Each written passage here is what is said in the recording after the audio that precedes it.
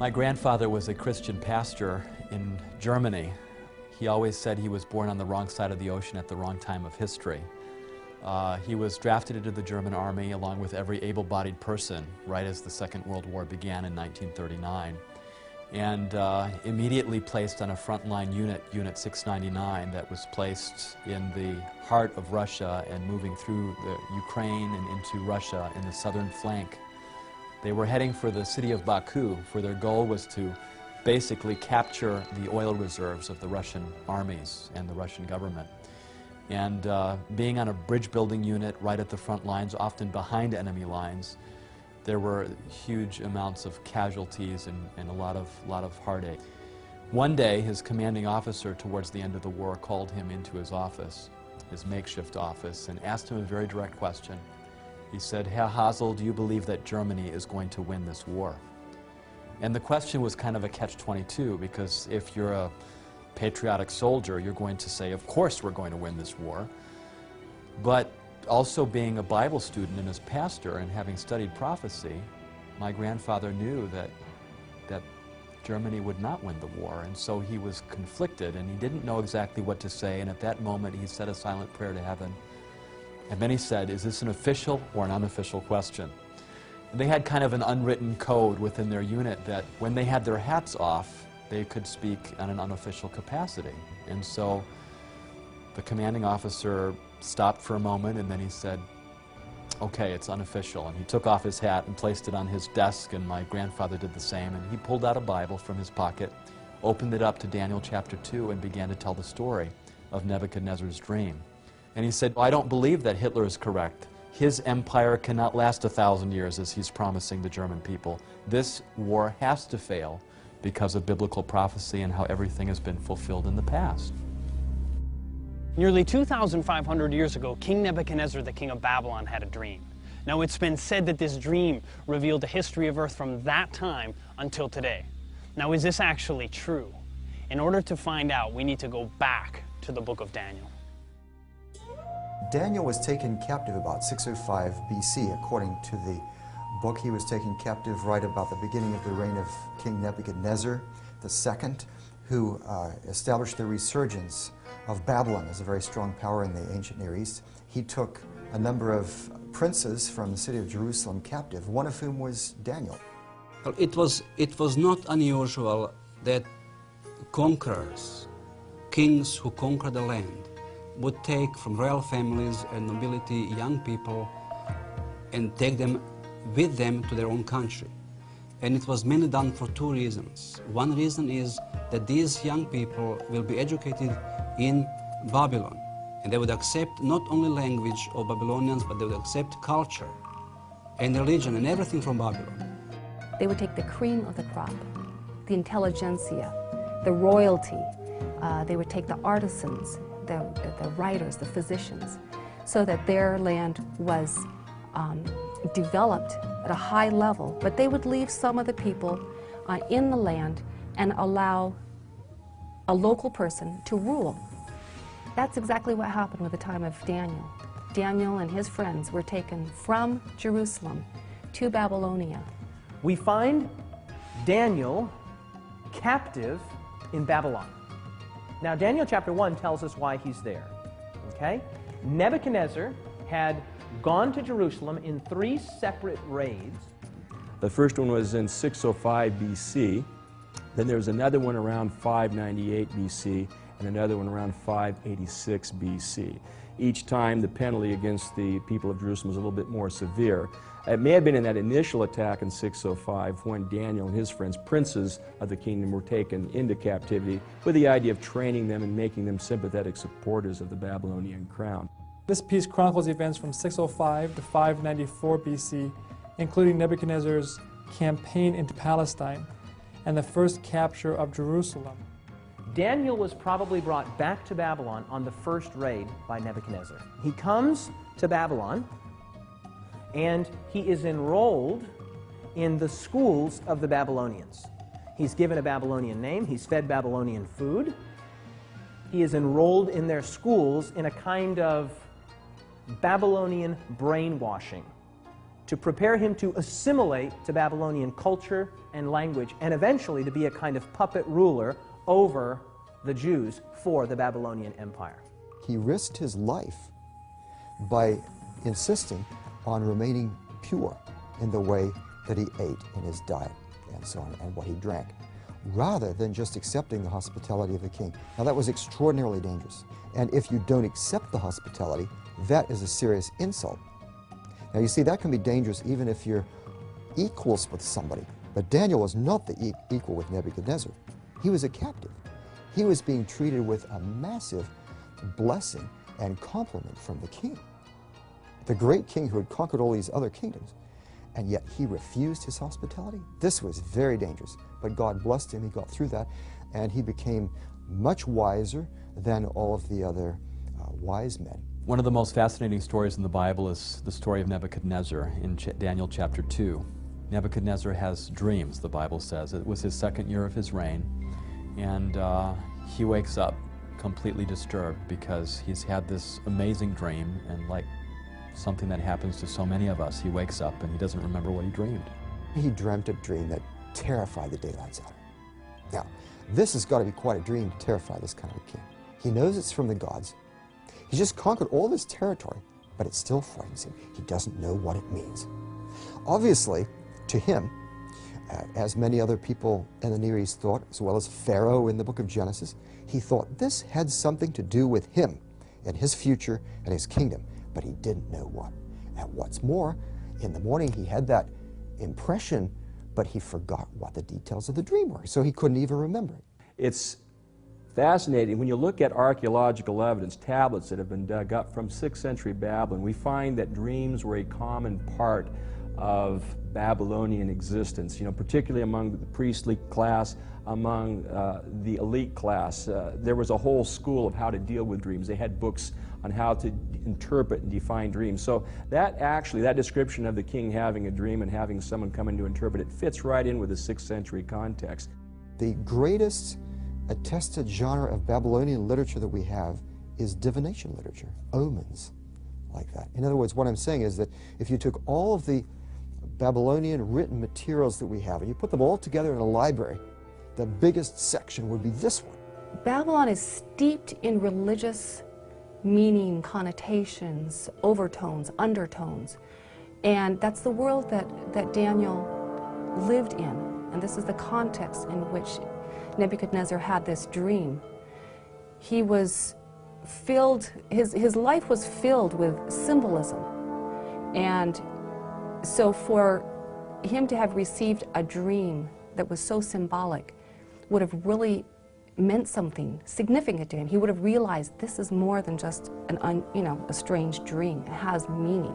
If a dream was not interpreted, it was perceived as dangerous, or it was perceived as a curse. That's why people had to fight for finding the interpretation of the dream. So therefore he called all of his wise men who were supposed to deal with dreams and visions and interpreting them and omens and divination and all that stuff. And they were the ones who knew about the gods and how to get in touch with them. So he calls them all together. For some reason Daniel wasn't there. We don't know exactly why. Maybe they just neglected to call him because he's a young colleague of the rest of them. We don't know. Maybe there was some politicking going on. Maybe some of the others were jealous and didn't want to call him. All right, so Nebuchadnezzar has all of these people, and he says, all right, I've had this dream, and I want you to tell me the interpretation. So they say, oh, that's fine. We're in that business. Tell us the dream. Oh, no, I don't remember the dream. You're going to tell me what the dream is. And he goes so far as to say, I have decided firmly, if you do not tell me what my dream was and interpret it, I will have you cut into pieces and your houses turned into piles of rubble. He is demanding of these wise men that they tell the king the content of the dream. And they get upset. They know they're going to die if they don't do this. And so they're really working hard against this. And you know what they do? They say, as it says there in Daniel 2:44, he says, now wait a minute, king. They're fighting for their lives now. There is no king on earth that would ever ask such a difficult question. The king basically says, I'm not going to be persuaded by your time-saving tactics. Okay? If you tell me what the dream is, then I can have confidence in your interpretation. I don't remember what the dream was, and that's what I need you to do for me. After all, you're the magicians, you're the astrologers, you're the soothsayers. Tell me the dream. They were paid, they were enrolled, they were on the divine payroll for the purpose of knowing what others didn't know. They had access to secret information, and so it was reasonable for the king to ask this. And so the king decides that he's going to have them all killed. All of his top advisors, all of his magicians, astrologers, his sorcerers, his enchanters, and the story or the decree comes to Daniel and his 3 friends. And they began killing the wise men, and they sought Daniel and his companions to kill them. Now, Daniel, as we've already said, had gone through the schooling of the Babylonians. And so he was apparently numbered with the wise men. He was numbered with those that were being killed. As the story unfolds, one of the king's guards arrives at Daniel's house for the purpose of executing him. That must have been awkward, right? Knock, knock, knock. Hello, what can I do for you? Daniel? Yes, I'm here to kill you. He answered and said to Arioch, the king's captain, "Why is the decree from the king so urgent?" What's going on here? Why all the haste? Why all of the urgency? Then Arioch made the decision known to Daniel. He must have said something like, well, listen, the king's had a dream. He can't remember the dream, but he knows it's important. He has an anxiety associated with this dream. So Daniel went in and asked the king to give him time that he might tell the king the interpretation. Instead of fearing for their lives, they decide to have a prayer time together. And Daniel asks, and his friends ask, that the Lord would give them not only the interpretation of the dream, but the dream as well. And so the first word of verse 19, then the secret was revealed. What do you mean then? Well, after he prayed, after he asked. So Daniel at this point is rushed into the presence of the king. And then Daniel explains to the king the dream. It's interesting, though, what Daniel says at the beginning. He says to the king, "No wise man, enchanter, magician, or diviner can explain to the king the mystery he has asked about it, but there is a God in heaven who reveals mysteries, and he has shown King Nebuchadnezzar what will happen in days to come." I can just imagine when Daniel came in and the king said, was surprised, "Can you tell me the content of my dream?" And Daniel said, "I cannot tell you the dream because of my wisdom, but there's a God who reveals secrets." And the king was listening because that sounds good, but he hadn't heard the content of the dream yet. Because remember, the king doesn't recall the dream. But you can be sure that if he starts to hear it, you know how that is when you can't quite remember something and someone says, "Oh, is it this, is it this?" "Oh, yeah, that's it." Okay? So he's waiting with bated breath. What will the dream be? And then Daniel said, "O king." Yes, the king said, "That's right, I'm king." "O king, you looked and saw." "Yes, I saw." "Now what did I see?" I can just see the king leaning forward in his chair. And then Daniel says, "O king, you saw an image." And as soon as Daniel had uttered that one word, image, he had won the day. Verse 31, "You, O king, were watching, and behold, a great image. This great image, whose splendor was excellent, stood before you, and its form was awesome. This image's head was of fine gold, and its chest and arms of silver, its belly and thighs of bronze, its legs of iron, its feet partly of iron and partly of clay. You watched while a stone was cut out without hands, which struck the image on its feet of iron and clay, and broke them in pieces. Then the iron, the clay, the bronze, the silver, the gold were crushed together and became like chaff from the summer threshing floors. The wind carried them away so that no trace of them was found, and the stone that struck the image became a great mountain and filled the whole earth." So here he describes a great metal man, okay? The head of gold, the chest and arms of silver, the belly and thighs of bronze, the legs of iron, and the feet partly of iron and partly of clay, okay? Very simple. A statue, an image, an idol. So you see descending value in terms of the metals, but perhaps increasing strength except for the iron and clay at the bottom. So it's a very intriguing dream, and the context of Daniel suggests that in the 6th century, Daniel was shown a vision of the entire future of the world from Nebuchadnezzar's time until this stone kingdom, which seems to be something that happens at the very end of Earth's history. But he goes on to explain not only what the king dreamed, this image with a head of gold and arms and chest of silver and thighs of brass and bronze and legs of iron and feet of iron mixed with clay, but he goes on to tell the king what those things represent. Verse 37, "You, O king, are a king of kings, for the God of heaven has given you kingdom, power, strength, and glory. And wherever the children of men dwell, or the beasts of the field, or the birds of the heaven, he has given them into your hand, and he has made you ruler over them all." Now look at these words here. "You are this head of gold." Okay? No need to wonder, no need to question, no need to guess. Daniel says it. You, Nebuchadnezzar, and by extension, the kingdom that you represent, Babylon, you are this head of gold. After, of course, consulting his own God, he's told that these metals represent a sequence of various kingdoms, and Daniel tells Nebuchadnezzar that you, O king, are this head of gold. The head of gold represents Babylon. And it's very appropriate that that be the symbol for Babylon, which was gilded in gold, famous for its gold. Babylon was one of the most spectacular cities of the ancient world. If you look at the size of Babylon, it was larger than Rome, larger than Athens. It was just an enormous city that was situated just about 25 miles south of Baghdad in modern Iraq. Historians tell us that there was more gold in Babylon, and probably they're using hyperbole, but you can get a feel for the richness of ancient Babylon, that there was more gold in Babylon than there was dust. It was the great golden kingdom of antiquity.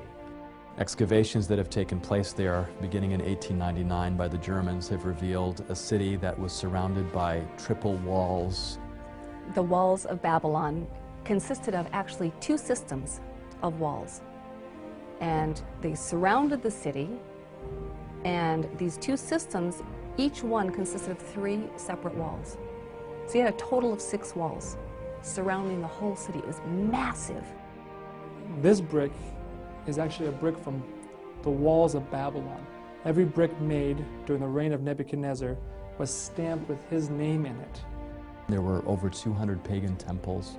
The famous ziggurat, of course, was the central temple, and many gods were worshipped. Nebuchadnezzar built many altars, temples, sanctuaries, and it was a very polytheistic society, a very sophisticated society. The literature and the language was something that, at that time, the Akkadian language was basically the lingua franca of the world, like English is today. Anyone doing commerce, anyone doing any kind of diplomatic relations would be communicating in that language. And so the Babylonian Empire not only spread, but it was very influential as well. Nebuchadnezzar didn't like the idea that he was only the head of gold. He wanted to be the whole thing. And so he set up a great image of gold where the whole thing was of gold in Daniel chapter 3, the very next chapter, and he had a lot of his people bow down and worship. Now, William Shea has pointed out that this was possibly a time of conflict in the empire when there was some possible disloyalty to Nebuchadnezzar going on, so he was having everyone pledge loyalty to him. When you read the document coming from Babylon, we discover that in about 10th year of his reign, a rebellion broke out. And rebellion was so severe at one point in his court that the text says that he had to take his own sword and defend his own life. Fortunately, soldiers came in and he was able to survive this rebellion, and of course those involved were punished, executed, but the problem was Nebuchadnezzar did not know who else was involved in this rebellion, in this plot.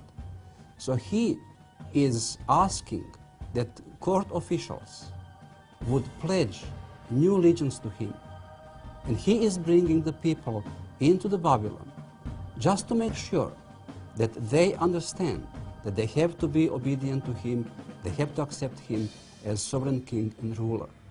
Now this comes very, very close to the events of chapter 3, where we do have the statue he built and people who were there were supposed to bow down and pay respect. We have a list on the tablet mentioning about 100 names of the people who were invited to Babylon to pledge these new allegiance. And among these names, there are 3 names which are very similar to those 3 young men that we read in the Bible, in the book of Daniel chapter 3, they did not bow down. Shadrach, Meshach, and Abednego. Shadrach, Meshach, and Abednego were nobility. They were friends of Daniel. They were part of the upper elite society of Jerusalem, and all 3 of them with Daniel were taken as captives to be trained in Nebuchadnezzar's court.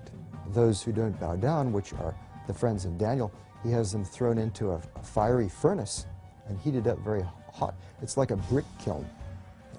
Nobody could survive anywhere near it. In fact, the people that threw them in were killed. But the fact that the whole image is of gold really shows that Nebuchadnezzar is rebelling against the vision of Daniel chapter 2. He's not accepting that God is just allowing him to be the head of gold. He wants to be the whole thing and go to the end and reign forever. And so he has some hard lessons to learn. Because in Nebuchadnezzar's mind, Babylon is not a temporary kingdom. Babylon is the apex of all kingdoms. It is the unending kingdom. And so Daniel says to Nebuchadnezzar, "You are this head of gold." Nebuchadnezzar must have loved that. But he didn't love what came next. Take a look at verse 39.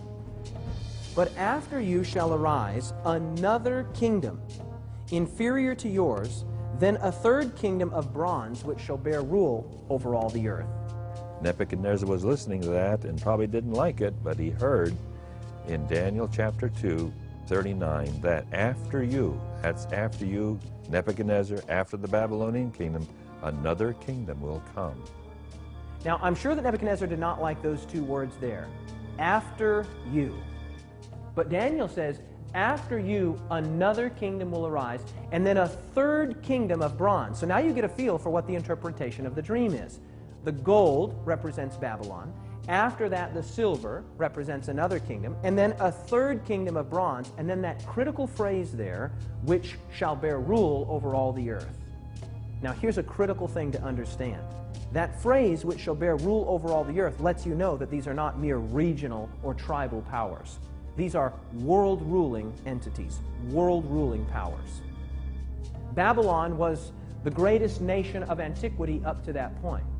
But Babylon would be succeeded by another kingdom.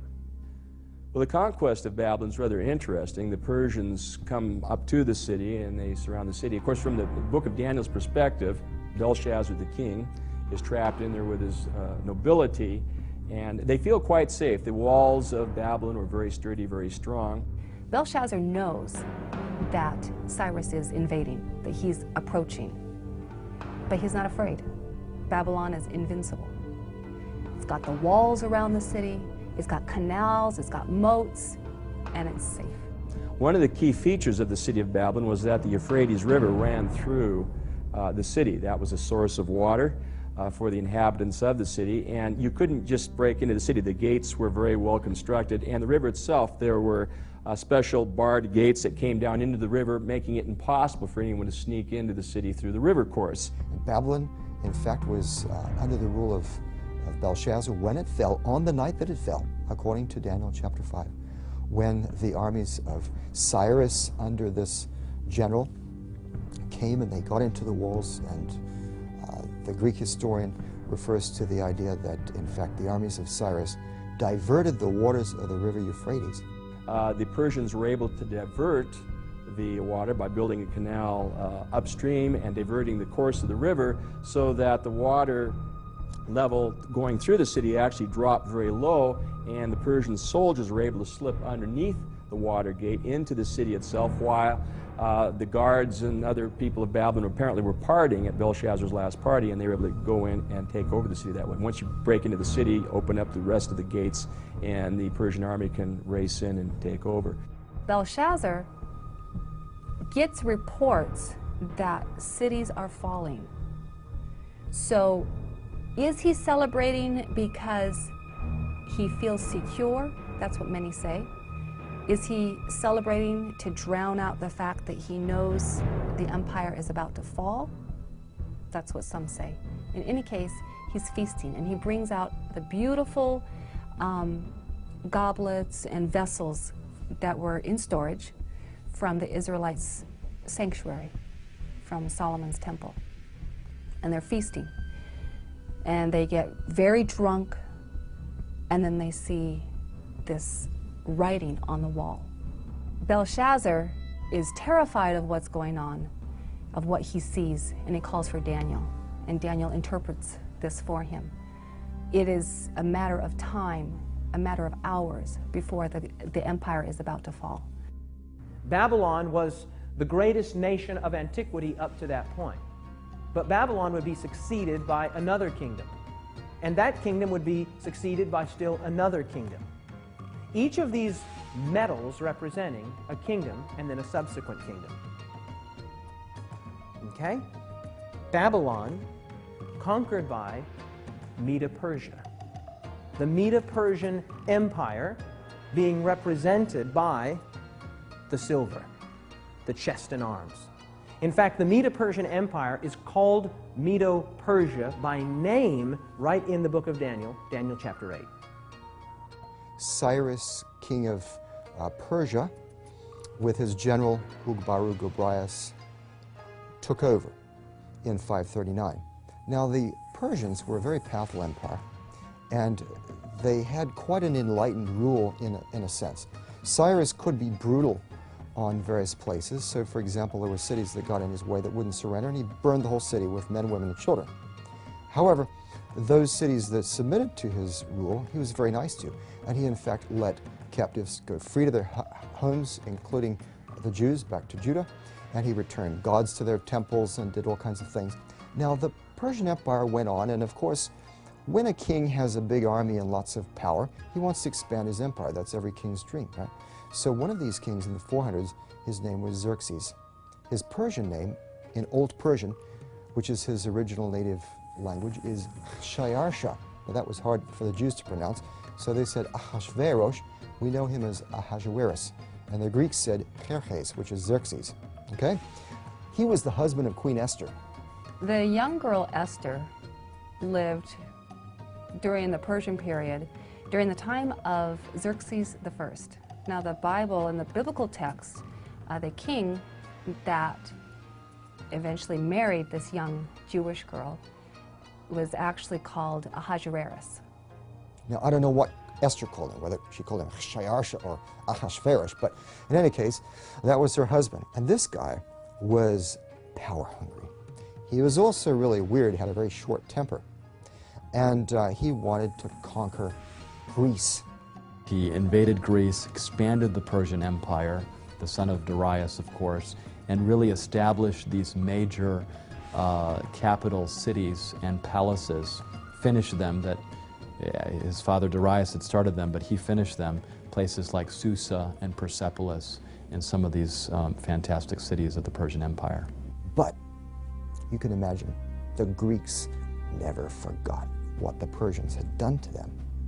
So years later, see, this was in the 400s, over a century later, Alexander the Great rose up.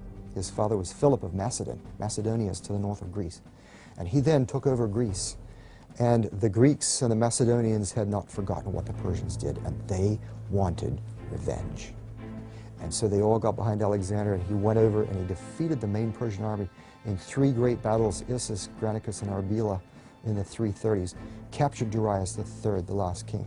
The Greeks had been in tension with the Persians for quite some time. There had been several conflicts. The Persians had tried to invade Greece several times. And ultimately, under Alexander the Great, he was able to put a stop to the Persians once and for all in this great battle where he takes on Darius the Persian and wipes out the Persian army. Alexander the Great, 331, on the field of Arbela, a marvelous battle in which, though he was outnumbered significantly, he defeats the Medo-Persian armies. Alexander had assembled a group of infantry and cavalry, numbering about 49,000 men. Darius outnumbered him by some estimates by 10 to 1, about 500,000 men, some estimates as high as 1 million. So you can see that Alexander was way outnumbered in that particular battle, but he had developed quite a few tactics, like the phalanx and other tactics from his father that he used very successfully in battle. And at one point in the battle, it got so intense that Darius just turned his horse around and fled, which was a signal for his entire army to do the same. And Alexander basically won battles several times that way, with Darius fleeing. If it had been a different king, if it had been a different time, and perhaps some biblical scholars quote the passage that says that God will strike fear into the hearts of kings. Perhaps this was a divine moment where God was deciding another empire was going to take over. Whatever the case may be, Alexander won when simply on human basis he shouldn't have won. So you see this transition from Babylon to another kingdom, Medo-Persia, to a third kingdom of bronze, which shall bear rule over all the earth. Now we come to the thighs, which are bronze. This is the Greek Empire.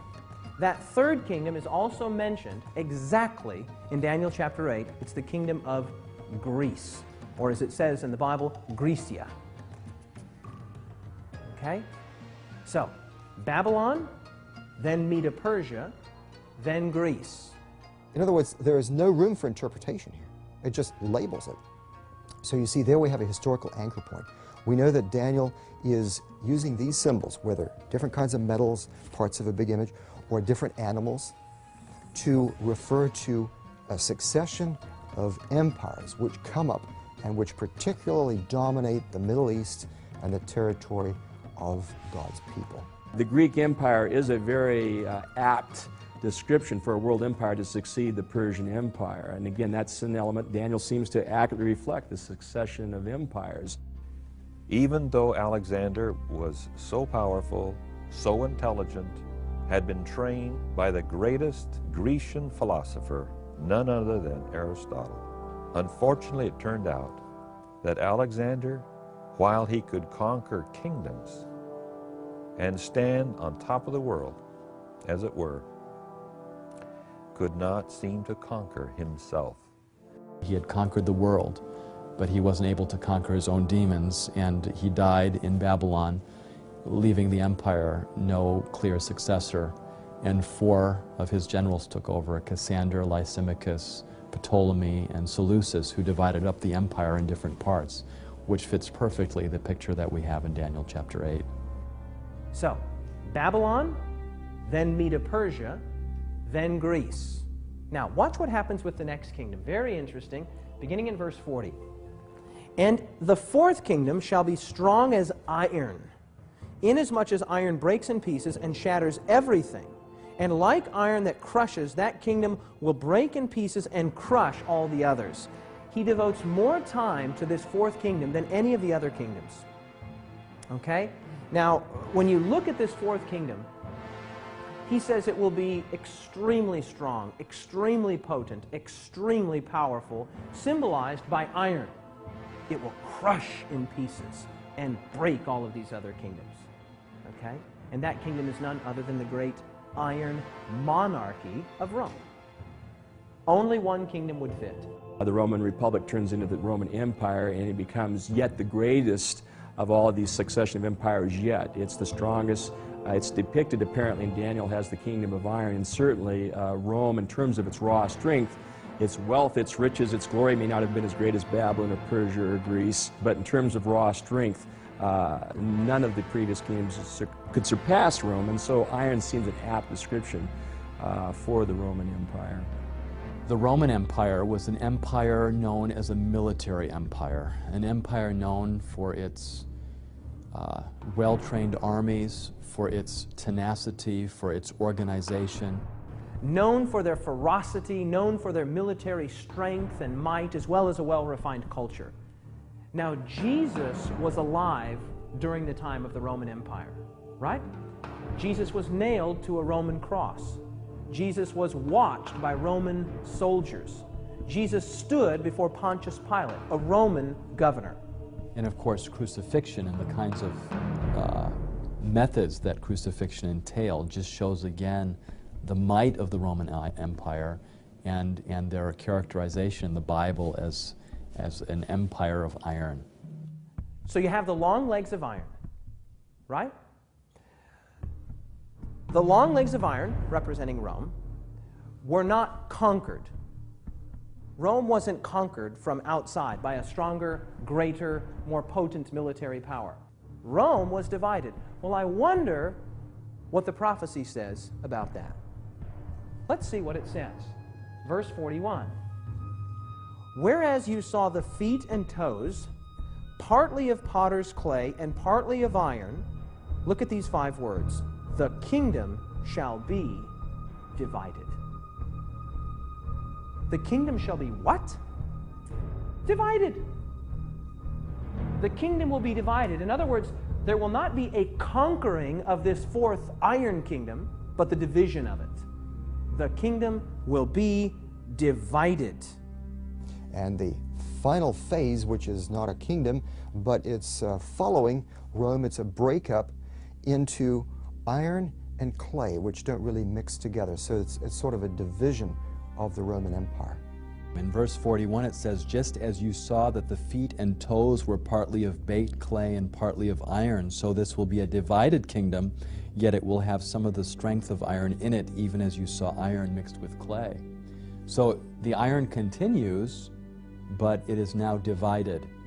And that's precisely what happened in this history of the Roman Empire as it moved from the domination of Rome to the division of Europe. We have a number of tribes, a number of barbaric tribes that come in and begin to cause havoc in the Roman Empire already early on, and then as time goes by, Rome as an empire loses its power.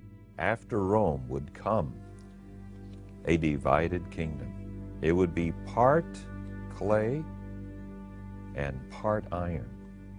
And they would not cleave together. They would not stick together. They would be in the form of a body part, but they would not be a single kingdom. I mean, some of the great men in history, this has been their passion, to bring about a kind of cohesiveness, a kind of unity in Europe, and yet the Bible says it's not going to happen.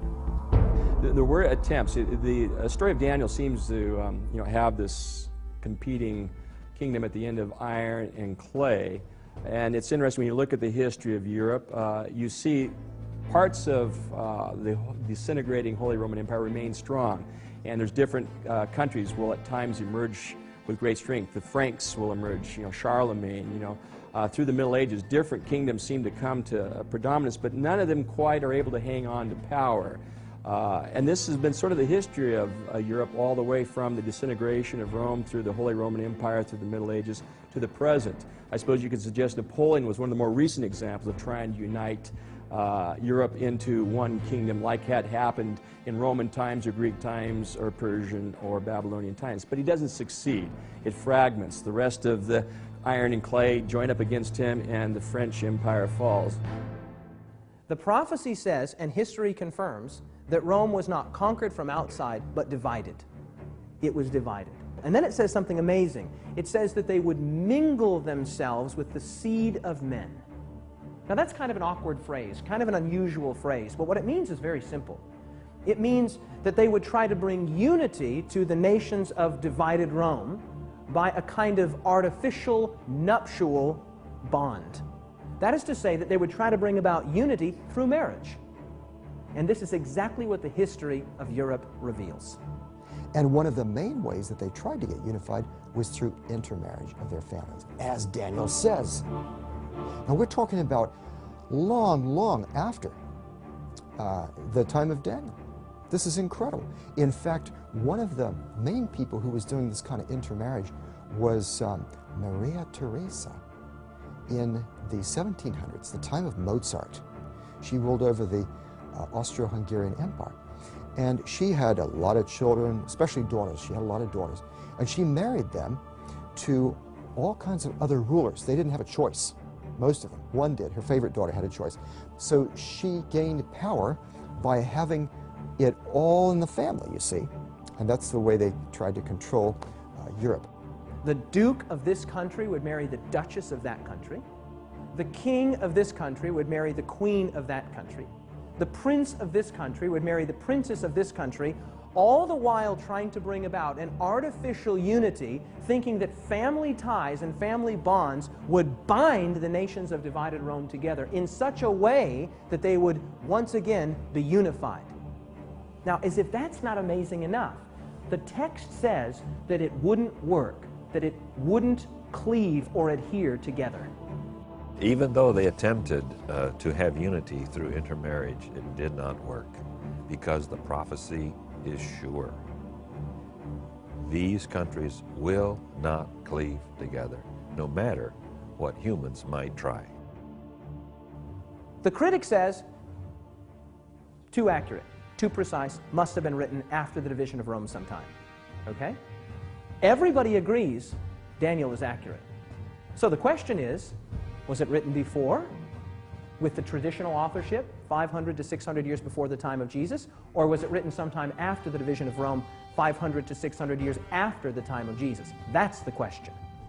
From the standpoint of an archaeologist, I would say that we have a lot of new evidence in the last several years that supports the historicity and the accuracy of the book of Daniel. How do we know then that the book of Daniel was in fact written before the events that it describes? Well, one of the pieces of evidence that confirms that is the discovery of the Dead Sea Scrolls in 1947. In those scrolls, which was basically this religious community's library, was found every book from the Old Testament, at least portions of every book from the Old Testament, except the book of Esther. Wait a minute. If portions of every book except the book of Esther were found, what book was found there? Daniel. The Dead Sea Scrolls already have the book of Daniel as a canonical book of Scripture, belonging to the collection of Scripture. And if the book of Daniel was just only produced in the 2nd century, about 165, how would you find so soon after that this book of Daniel included in canonical Scripture? It just doesn't make sense. Now think this through with me. Even secular archaeologists, secular scholars date the Dead Sea Scrolls to 250 to 50 BC. That is to say, somewhere between 250 years before the time of Christ and 50 years before the time of Christ. You tracking with me? Now, if we have the book of Daniel some 200 years or 250 or 150 years before the time of Jesus, then guess what? We have a very good indicator that the traditional date of authorship that is attributed to the book of Daniel, namely 500, 600 BC, is the correct one. So rather than seeing it as a late work that is full of errors, that are not historical or not trustworthy, I think we can say the opposite, that we have enough evidence to favor 6th century dating for the book and the accuracy of the material that's found there. Now watch what happens next in the dream. Verse 34, you watched while a stone was cut out without hands, which struck the image on its feet of iron and clay and broke them in pieces. Then the iron, the clay, the bronze, the silver, the gold were crushed together and became like chaff from the summer threshing floors. The wind carried them away so that no trace of them was found, and the stone that struck the image became a great mountain and filled the whole earth. Nebuchadnezzar believed that God lived in mountains. So God is using his understanding, and he is choosing that the rock is taken from the mountain and sent to destroy the statue. So Nebuchadnezzar would know from the beginning that it is not that other kingdom will come to destroy the kingdoms of the world, but it will be something that comes from God. In this particular context in Daniel, it is precisely a rock being cut without hands. In other words, not something that humans are doing, but something divine that is happening that will establish a kingdom that will last forever, that will take the place of all these other earthly kingdoms. Let's consider who the rock is and what that mountain is that fills the earth. In 1 Corinthians 10:4, we're told that the rock that followed them in the wilderness was Christ. Very interesting. And then in Deuteronomy 33:3 and 4, God calls himself the rock. He sees coming out of from his peripheral, this stone flies through the air and it hits the image, shatters the image. This is Christ. This is the coming of Christ. And then he said, this represents the kingdom of God, which is coming to human history, to intervene, to take over from all of these kingdoms of the world. And then this becomes a great kingdom that fills the whole world, and he reigns forever and ever. Remember with me that the book of Daniel was written some 500 years before the time of Jesus. Okay? 500 years before the time of Jesus. Staggering. I mean, you couldn't tell me what's going to happen in the next 5 minutes, much less the next 5 centuries. Daniel's writing in the time of Babylon, and he foretells, really, if you divide the prophecy up into 7 sections, he really foretells 7 things. Okay? He said there would be Babylon and there was Babylon, that's 1. The prophecy says there would be Medo-Persia and there was Medo-Persia, that's 2. The prophecy says there would be Greece and there was Greece, and that's 3. The prophecy says there would be Rome and there was Rome, and that's 4. It says that Rome would be divided, and Rome was divided, that's 5. It says that Rome would continue to be divided despite overtures, both political and marital, to bring a unity, and it is still divided to this day. That's 6.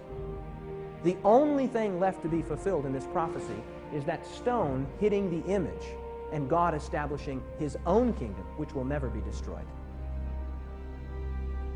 The commanding officer stopped for a moment, and then he said, okay, it's unofficial. And he took off his hat and placed it on his desk, and my grandfather did the same. And he pulled out a Bible from his pocket, opened it up to Daniel chapter 2, and began to tell the story of Nebuchadnezzar's dream.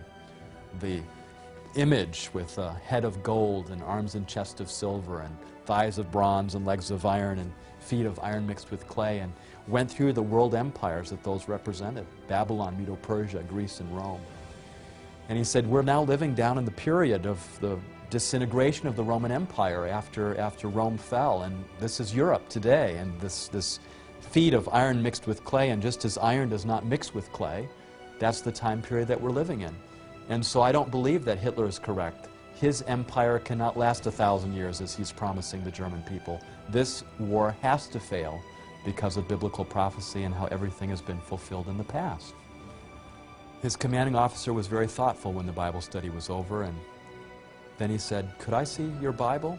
I'd like to keep this. And my grandfather said, okay, and he handed over the Bible. And he said, I want you to be here again tomorrow morning at 9 o'clock. You're dismissed.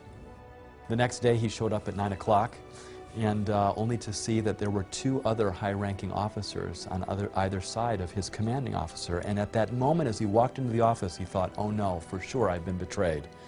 But then his commanding officer took off his hat, told the other 2 officers what their arrangement was, and that everything that would be spoken would be not repeated again, and handed back my grandfather his Bible. And my grandfather opened it up to Daniel 2, as he was told that he would have to tell that Bible study all over again.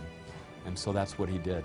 He went through the Bible study, went through each of those medals on that image, and as he went through those medals, he talked about the dates. And every time he mentioned an empire like Babylon and the dates of 605 to 539, he noticed some communication going between his officer and the other 2 officers, kind of imperceptible, but there. And he continued the Bible study and came to the end and said, we are now living in the time period of the feet of iron mixed with clay, and they do not cleave to one another, and for that reason, we will not have a unified European or world empire that's going to last 1,000 years. Hitler's Third Reich cannot last 1,000 years. And as he delivered that message, there was silence in the room. He was dismissed again, and as he was leaving, the commanding officer said, oh, by the way, I should introduce you to the other 2 gentlemen here. And he said, this is a captain, and prior to his time here in the German army and his drafting into the German army, he was a professor of history. And Then he was introduced to the other gentleman, too, who had been a professor of history as well in his civilian days, just before the war. He says, both of these men have corroborated all the dates that you've provided and the sequence and the history that you've provided here. Thank you very much. Several months later, in May of 1945, the war ended. And as they were now faced with the whole issue of retreating and going back to Germany, what had taken them months and years to accomplish, the big question was how are they going to make it?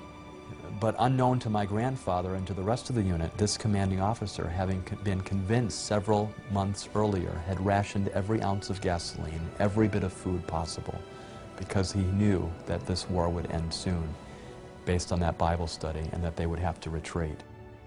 You know, as he told me that story later, he said, and there's been a book published now on this story called 1,000 Shall Fall, of the original 1,200 men that were in his unit, only 7 survived, which was remarkable when you think about it, because my grandfather was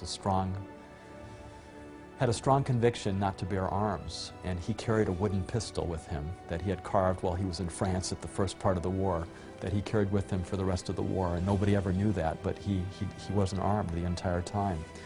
And my grandfather often said afterwards that he believed that God had really been with him, that he had been protected, and that it was for moments like those when he was able to bear testimony of God's Word and biblical prophecy that had made all the difference for him and for his family and for his life. Before I was exposed to prophecy, Daniel 2, as well as Daniel 7, and other prophecies in Daniel, I was completely disinterested in religion, had no interest. I had no awareness of religion. And so seeing that prophecy played an enormous and determinative role in my personal conversion to Christ and in my present confidence in the Bible. There are 2 things in my mind that make the Bible itself a very relevant and a very real book to me today. The one thing is prophecy that you can see fulfilled over the history of time. The other is, as we do more and more excavations as archaeologists, and we're finding these ancient cities and these ancient civilizations that the Bible talks about, whether it's Babylon or Medo-Persia or Rome or Greece, whatever it is, we're able to tangibly touch the past. We're able to see it in a 3-dimensional way. And the Bible just comes to life in a way that is very powerful. So this detail just gives you the idea that, in fact, there was some great mind behind this who can read the future. Isaiah chapter 46, verse 9, I am God, and there is no other. I am God, he says, and there is none like me. And then he gives us the evidence. What was the evidence that God advanced that he was God? Declaring from ancient times the things that are not yet done. Prophecy.